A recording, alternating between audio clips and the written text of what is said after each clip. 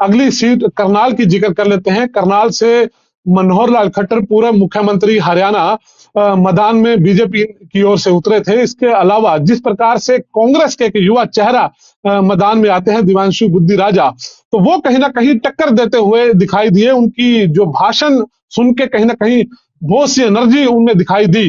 लट साहब कैसे देखते हैं वहां के चुनाव को, करनाल के चुनाव को? क्योंकि लगता था कि एक तरफा चुनाव है, लेकिन बीच में चर्चा ये भी थी कि बुद्धि राजा जो पूर्व मुख्यमंत्री मनोहर लाल है उसे काफी टक्कर दे रहे हैं। आपका आंकलन क्या है?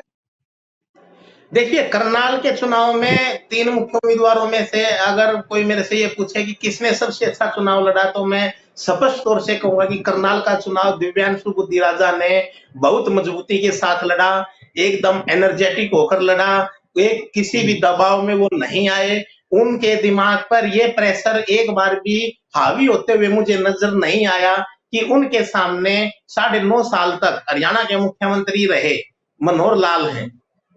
देखिए, आभा मंडल क्या होता है, एक आदमी का ओरा होता है। अगर देखा जाए तो 9.5 साल तक मुख्यमंत्री रहने के बाद उन्होंने, मनोहर लाल ने उसी करनाल लोकसभा से चुनाव लड़ा जहां करनाल विधानसभा से वो लगातार 2 बार विधायक रहे। तो वो एक उनका गृह क्षेत्र हम कह सकते हैं राजनीतिक तौर पर। और जब वो वहां से चुनाव लड़ते हैं, दूसरा वो सीट जहां पिछली बार 2019 में संजय भाटिया एक रिकॉर्ड मतों के साथ विजयी हुए थे, यानी कि उस सीट पर जिसे बीजेपी की सबसे सीट माना जा सकता था, वहां से मनोहर लाल मैदान में उतरे। ऐसे में एकदम एक नया युवा दिव्यांशु बुद्धि राजा वहां कांग्रेस की टिकट पर मैदान में आता है, लेकिन उसका जो जोश था, उसका जो चुनाव लड़ने का जो तरीका था, वो एक अल्टीमेट नजर आया। ठीक है, उनका ये पहला बड़ा एक चुनाव था, क्योंकि आज तक उन्होंने कभी विधायक का भी चुनाव नहीं लड़ा है। तो ये पहला चुनाव था, और एमपी का चुनाव बहुत बड़ा चुनाव होता है, 9 विधानसभा उसके अंडर में आते हैं। तो चुनाव लड़ने के तरीके की बात करें तो दिव्यांशु बुद्धि राजा को मैं 10 में से 10 नंबर दूंगा कि उन्होंने एक बेस्ट परफॉर्मर के तौर पर यह चुनाव लड़ा।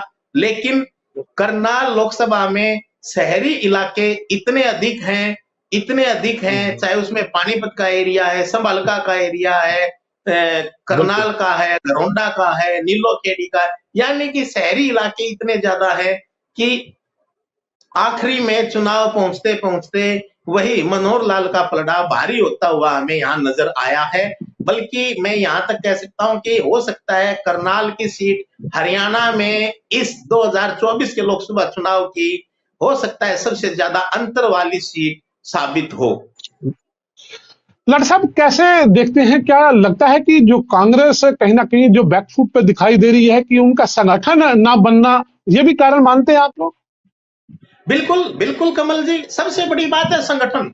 आप ये देखिए कि जिस पार्टी के पास ब्लॉक का कोई अध्यक्ष नहीं है, जिसके पास विधानसभा का कोई अध्यक्ष नहीं है, जिसके पास जिले का कोई अध्यक्ष नहीं है, जिसके पास कोई शहरी अध्यक्ष नहीं है, जिसके पास कोई ग्रामीण अध्यक्ष नहीं है, तो वो पार्टी, जिस पार्टी में ये नीचे से लेके ऊपर तक हर आदमी अपने आप को वरिष्ठ नेता कहलवाना पसंद करता है, वरिष्ठ नेता लिखवाना पसंद करता है, तो वहां जिम्मेदारी आप किसकी तय करेंगे?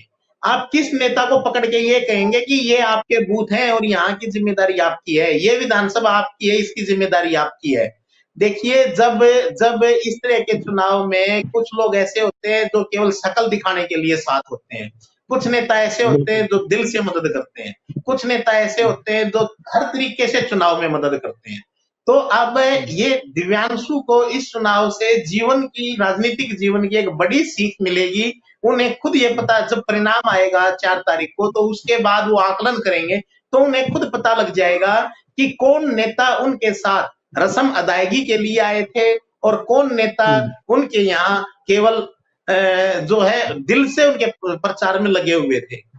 देखा जाए तो शुरुआत में इस सीट को मनोहर लाल के लिए सबसे, मतलब बीजेपी के लिए सबसे सेफ सीट हरियाणा में माना जा रहा था। लेकिन जिस हिसाब से यहाँ गृह मंत्री अमित शाह की रैली कराई गई, पुष्कर धामी उत्तराखंड के मुख्यमंत्री हैं, उनके कार्यक्रम कराए गए, तो उससे लगता है कि भाजपा ने और खुद मनोहर लाल ने इस सीट को आखिरी में आते आते दिव्यांशु बुद्धि राजा की वजह से कहीं ना कहीं ये समझा कि यहाँ रिस्की हो सकता है, कोई भी जोखिम उठाना या किसी बड़े नेता को ना बुलाना रिस्की साबित हो सकता है।